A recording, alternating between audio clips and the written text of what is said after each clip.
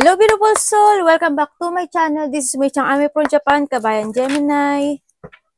This reading is for you. Tingnan natin ang iyong kaperahan at ng iba pang ipapakita ni card. Shuffle ko na yan dahil ang dami nating card. Maraming salamat muna sa aking mga subscriber. Yung subscriber cross watcher at sa mga bagong pasok dyan. Welcome na welcome kayo sa bahay ni Ate Aimee.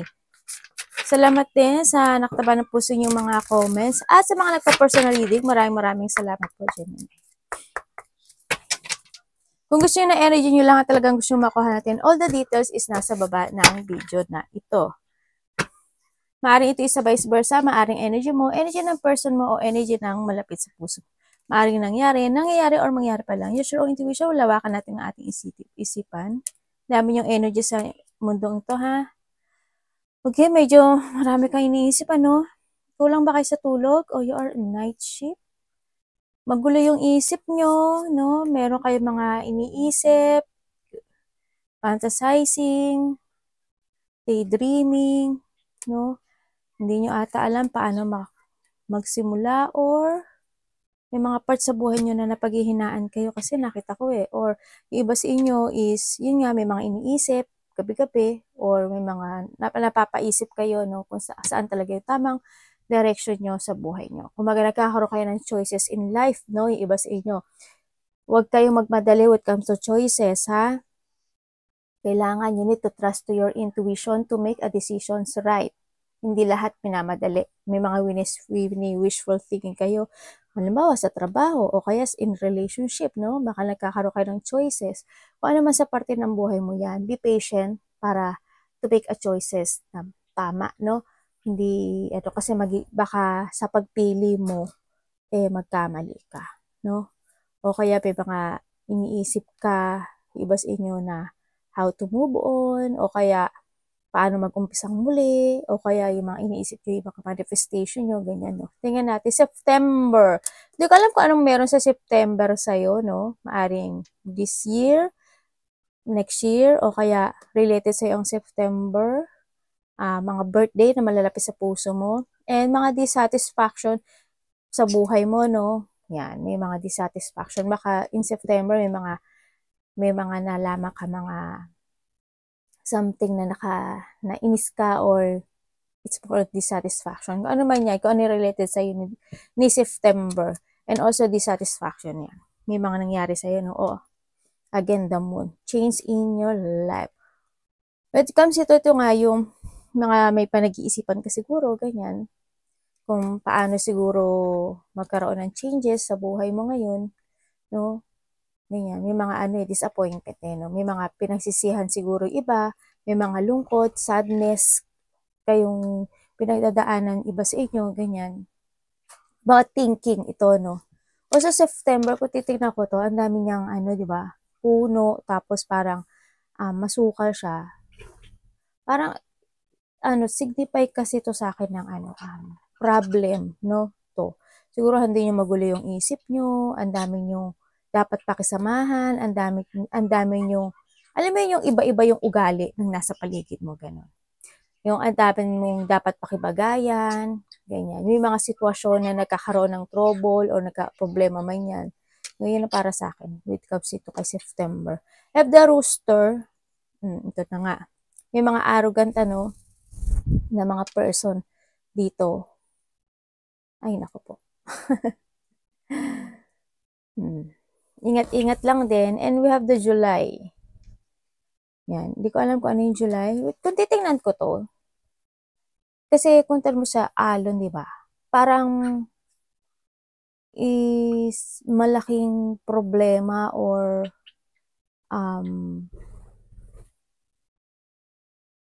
parang big problem siya na storm, something ganun ang nakikita ko dito when it comes to July. Well, hindi ko, tinitingnan ko lang naman yung picture. Pero baka ito is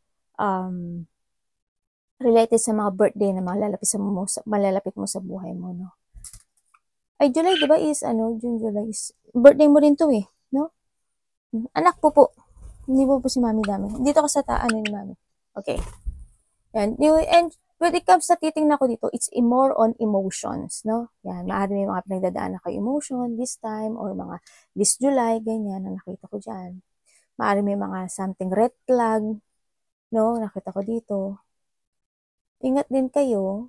Kasi siguro iba sa inyo talaga is a night shift or magkakaroon kayo ng red eye, no? Sa nakita ko dito. Ingat kayo dito, ah. And we have the gong. Yan, may mga unexciting event ka na dadaluhan or pupuntahan, ganyan, no? So, nakita ko dito. Mag-ingat ka pa rin. May mga exciting pa naman. Maaaring makakaramdam ka ng mga exciting moment or exciting situation sa buhay mo, no? Kailangan nyo ng balance ngayon, ha? So, nakita ko sa'yo,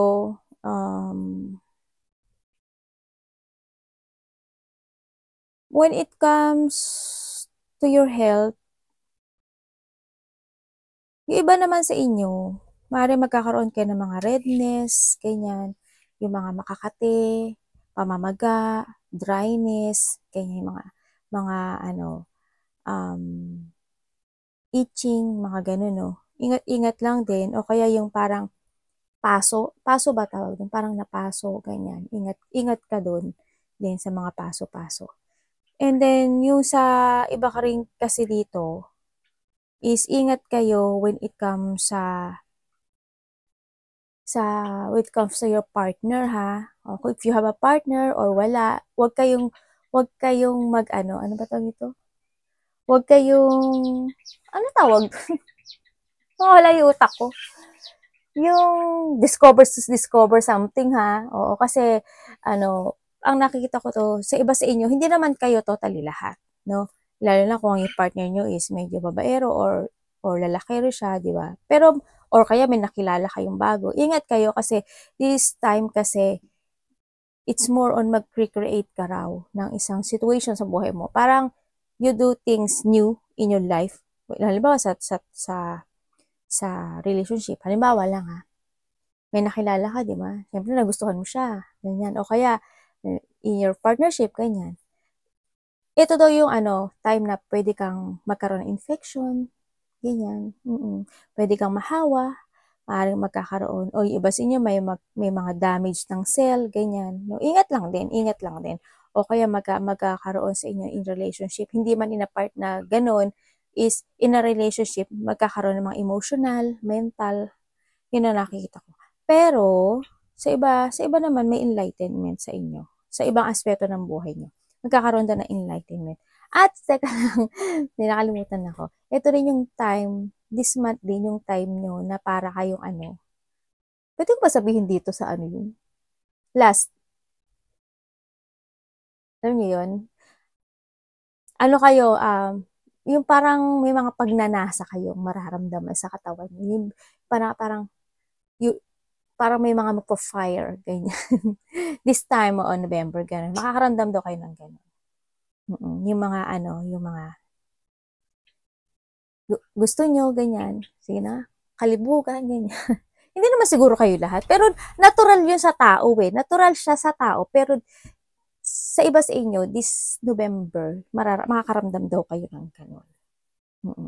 And this time din, makadidiscover nyo yung sarili nyo, yung personality nyo, yung ego nyo. And may mga susubukan daw kayong ibang bagay, eh. This time, no? Either to your career, new idea, yan. O kaya, try a new path or try a new things or try in a good way, ha? In a good way, ha? Huwag yung susubok kayo na huwag kayo mag-take a risk na hindi kayo sigurado, ha? O, in a good way naman. Anak dito.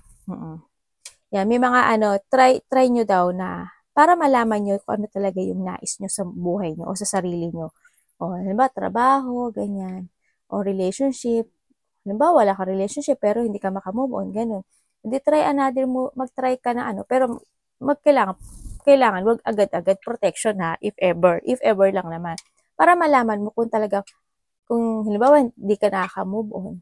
Diba? Halimbawa lang, tapos, meron kang new relationship, i-try mo yung magkaroon ng new relationship or date ka lang para malaman mo kung talagang love mo pa pala kung talagang meron pang natitirang love dun sa past relationship mo. Di kung wala na, di ibig sabihin naka-move on ka na. Hindi akala mo lang pala na hindi ka nakaka-move on, pero naka-move on ka na. Yung mga ganun. Pero, in a safety ha, kailangan safety to ha. Ito rin yung, when it comes sa love, yung, kung you are in a relationship sa ngayon, ito kasi yung sign ng passion and bright emotion nyo sa isa't isa, no?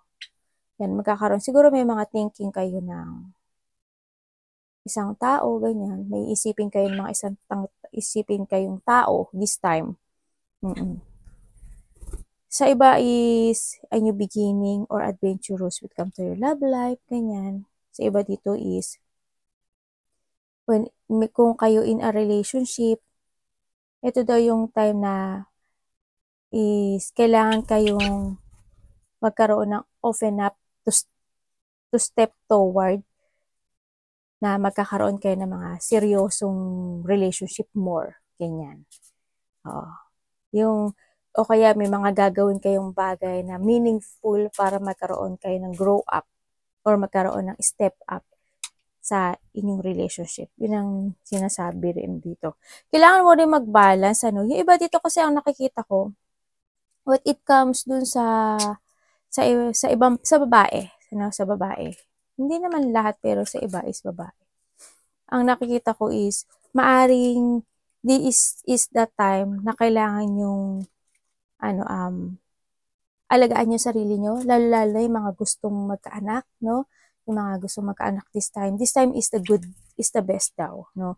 Na kailangan nyo alagaan yung sarili nyo. Kasi, very fertility kasi kayo eh. Lalaki at babae rin kasi di ba pag nag-match naman nyo. Kasi this time is, kaya nyo mararamdaman kasi yung last.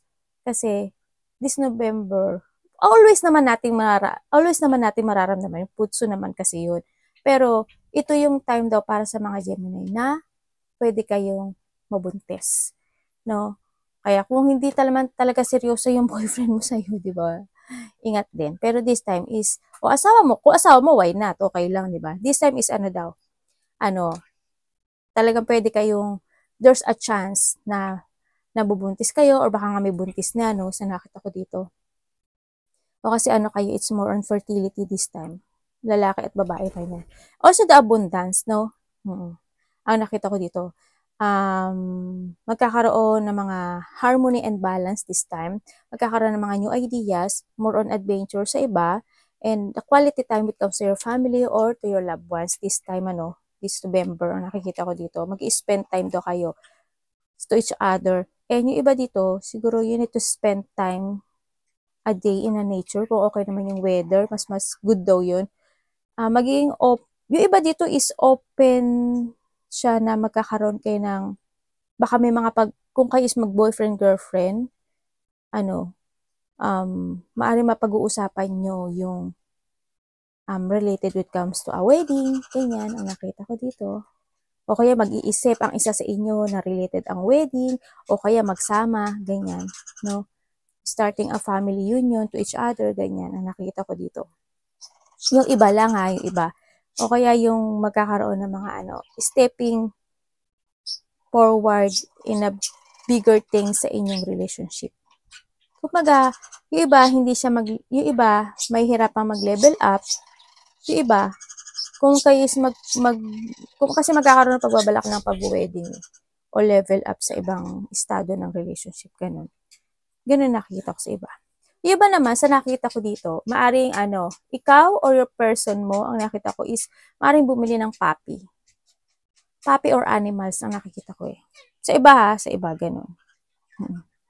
Yung, when it comes to your career, ang nakikita ko rin dito is, may mga new idea daw kayo na gusto nyo gawin. Maaring kayo is titinda ng mga food, pagkain, sales, ganyan ang nakikita ko dito. Kung ano man yung mga idea na gusto nyong gawin when it comes to your career, this is the good daw. Baka nakakaisip na kayo dun. Pero, do more research daw and plano, no? Sa nakita ko dito, bago mo siya gawin. Kasi mas maganda kasi na medyo alagaan mo, no? Yung situation bago mo siya gawin para hindi rin siya mag-miss. Diba? Hindi rin siya masayang. Kung ikaw na may nasa work mo this time, ang nakikita ko dito, kumbaga, you are in a good direction sa nakita ko ito. Parang hindi yung you built yung binibuild mo kasi yung good foundation mo this time sa nakita ko dito. Kaya magiging okay siya. Pero mag-ingat din kayo, when it comes kasi dito, is needed is a balancing dito sa nakikita ko. Kailangan dito sa'yo is balance situation. More on balancing. When it comes to food, may iba sa inyo, maaaring kayo, super care kayo ngayon sa inyong katawan, sa inyong texture sa inyong mukha, ganyan, sa inyong body, sa pangapagkain. Medyo kayo ngayon, focus kayo at inaalagaan yung maigi yung sarili nyo this time. You try to make it balance yung mga situation mo ngayon. So, nakita ko dito. Lalo na with sa katawan mo. Mas more kang nagpo-focus ka ngayon sa katawan mo this time. So, nakita ko. It's good naman. It's good yung nakikita ko sa'yo na sign dito. Basta when it comes to relationship, o kaya may mga new career kayo na gagawin na, planuhin yung maigi bago nyo gawin. Tsaka when it comes to, try new things lang. Pero in a good way, try new things in a good way. Alagaan nyo rin yung sarili nyo. Yung mga gusto magbuntis, pwede kayo magbuntis ngayon. You have the good luck, ups and down, and the guidance. Yes, you are guided, sa nakita ko dito. Siguro yung may mga sitwasyon ka in a relationship or sa trabaho mo yan, ups and down yung mga pinagdadaanan mo, pero wag ka daw mawawala ng pag-asa kasi there's a good luck. Your fortune is improving, this time. Kung titignan mo to, di ba meron siyang para siyang ganito rin, lip. Ibig sabihin, nag-i-improve yung meron ka sa ngayon or yung mga plano mo, di ba? Pero do researching and planning bago mo siya gawin. Pero ang kalalabasan nun is a good luck. Ganyan. And we get lucky break soon. Collect natin ang wisdom, o di ba? Wisdom, karunungan talaga. You will need them in the near future. Kailangan mo talaga, when it comes to good luck talaga, kailangan mo talagang do research and good planning, Para hindi siya, para good luck talaga ang mangyari. Iba sa inyo, when it comes to work, yun nga, maaring stagnant kayo in a relationship or sa work, nakita ko dito. Pero, kung kailangan mag-move on this time, yun ito, move on. Kung gusto mo lang naman, Kung gusto mo mag-move on ka, nasa sayo pa rin yun.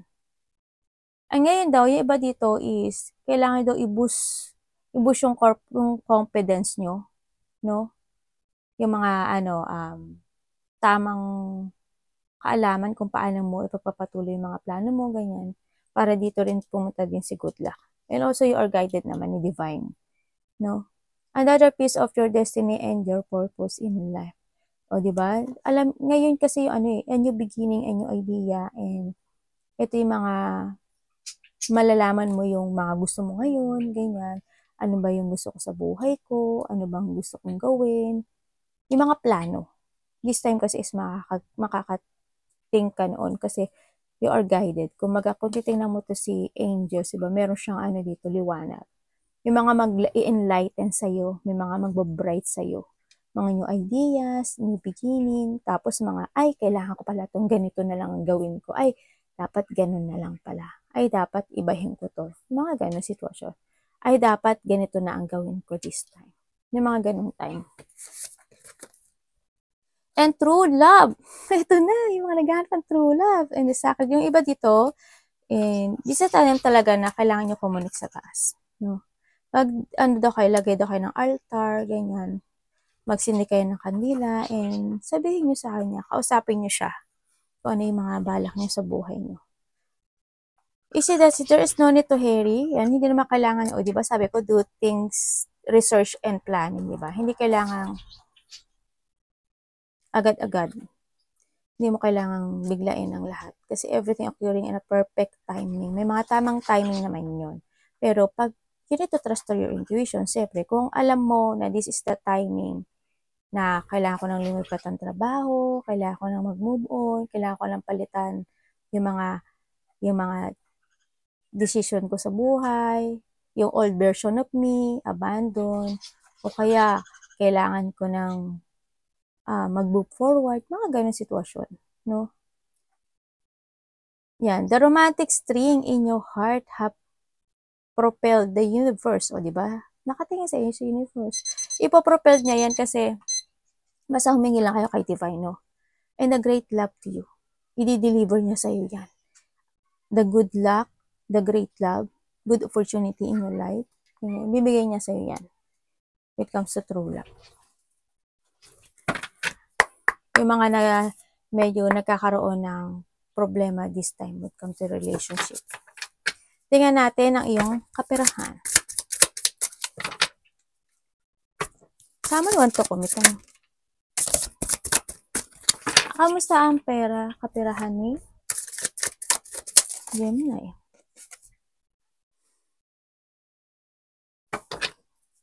Ano yan?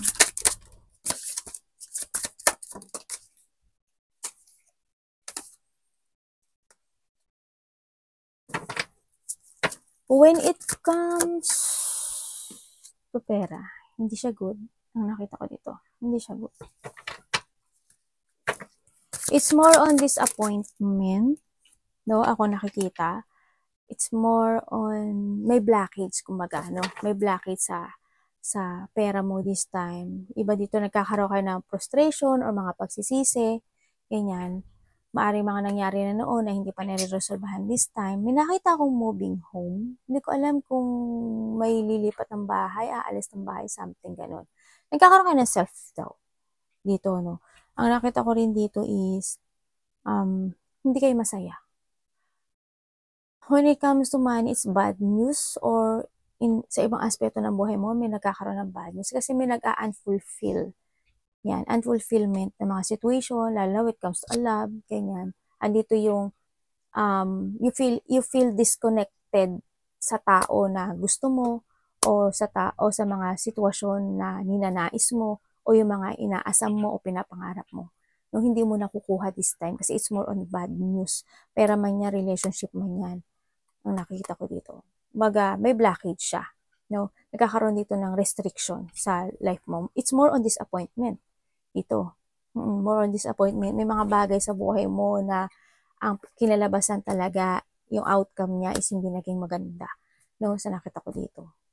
And then nakikita ko rin siya na may mga gusto talaga kayong gawin sa buhay niyo na hindi niyo magawa this time. No? Kumbaga siguro nawawalan kayo ng lakas ng loob, tiwala sa sarili. And then also nakikita ko dito na either you or vice versa or a friend, ako nakikita sa'yo, no? Merong tao dito na mapagpanggap. Nagsisinungaling siya. Either your friend, no? Ganyan, nagsisinungaling siya. We have the fire sign, no? Fire sign. Fire sign, the Cancer, the water sign, and the water sign. Nagsisinungaling siya. Actually, narcissist to. Parang ito yung tao na hindi niya accept din na may mali siya or may mga ginagawa siyang mali. Tao na mapagpanggap. Tao na di pretending na halimbawa, gusto ka niya, pero hindi ka naman niya gusto. O kaya, hindi ka niya gusto, pero gusto ka niya. Yung mga ganun. Yan, o. Yung mga ganung bagay. When it comes sa money talaga, hindi ko nakita. Ingat kayo sa money, no? Wag lang happy-happy. Kasi nakikita ko dito na walang nagiging good, good yung when it comes to money. No? Anak, baba mo na. Baba mo na, anak. Mag-ano si mami.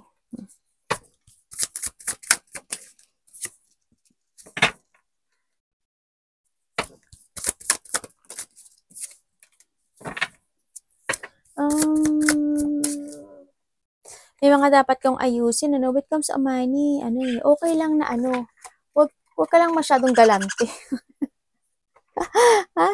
Mag 50-50 naman kayo, ha? Kung ganyan, no? Okay lang na lumabas-labas, pero need ng balance dito. Kailangan mo ayusin. May mga dapat kang ayusin sa buhay mo, may mga dapat kang i-let go, ganyan. And need mo ngayon ng growth, no? Sa nakita ko to. You need to focus and give effort when it comes to your money this time sa nakita ko. And move on. Kailangan ka dito na control. Okay lang na lumabas ka, pero kailangan control mo din yung ilalabas mong pera. Kailangan maging maayos, no? May mga dapat kang i-let go. O kaya dati is pala party ka, palalabas ka, palagastos ka. This time, medyo mas maganda siguro na i-balance mo, no? We need to think to the future din kasi sa nakita ko dito, no? Pero ikaw daw ang magdadrive ng sarili mong ano. O we have the devil, diba? Yung mga sitwasyon na hindi naman kailangan, wag na lang, ganyan. Kasi magkakaroon kayo ng problema when it comes to money. Ang nakita ko sa inyo kasi when it comes to money, hindi kayo stable. Maring wala naman kayong ipon or may ipon man kayo, hindi ganun kalaki. No, hindi ko naman sinasabi na kailangan malaki ate. Hindi naman. Kumbaga, we need to think din yung future natin. Kasi lumabas kasi si devil. Ibig sabihin, hindi siya magiging stable this time. Yung pera nyo. It's more on danger, more on mamroblema ka. Magkakaroon ka ng problema when it comes to money. No? Ang nakita ko nga dito, sana hindi kayo, yung nakikita ko. May tao dito na sarili niya lang iniisip niya, pero ikaw, you do everything sa tao na to para lang mapasaya siya, pero siya, gusto niya, siya lang yung masaya. Pero ikaw, gagawin mo yung lahat para sa kanya. Tingin ko hindi siya danger na tao to, as in, napaka-danger. Sa Kim. So, I hope hindi ka nagbibigay sa kanya, no? O, hindi mo man siya binibigyan ng pera, pero ang nakita ko, ginagawa mo ang lahat para sa kanya. Delikado daw tong tao na to. Obsessed to, masyadong obsessed. Someone is obsessed. Someone is, nanggagamit. Manggagamit. Kumbaga, nahandyan siya sa'yo. It's not because of love. Because of temptation, because of kasakiman, using you, ganun lang. Masamang espiritu to. Ito yung tao na, as in wala, disorganized. As in disorganized. Yun ang kailangan mo sigurong i-end, no? If ever. O kaya, yung iba sa inyo is, also disloyal. Disloyal. Maaring, siya, as in, hindi siya totoong tao. Hindi siya totoong tao. Hindi siya, tapat. Ganun.